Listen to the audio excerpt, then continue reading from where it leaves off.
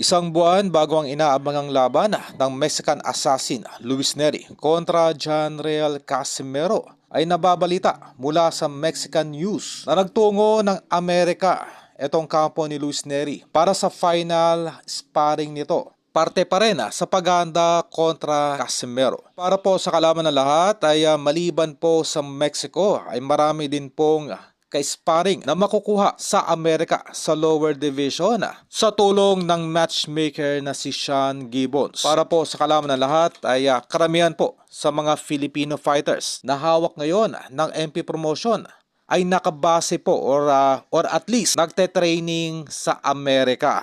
At nababalita po na willing itong si Sean Gibbons na tulungan itong si Luis Neri para sa kanyang paghahanda sa paraan na kung saan ay bibigyan po ng mga ka-sparring mula sa mga Filipino fighters na hawak-hawak ng MP Promotion itong si Luis Neri. Sa madaling salita, gagamitin po nitong si Sean Gibbons ang mga MP fighters na nagte-training ngayon sa Las Vegas upang maging sparring mate nitong si Luis Neri. Gano'n pa man ay hindi pa po pinangalanan kung sino-sinong Filipino MP fighters ang siyang makaka-sparring nitong si Luis Neri.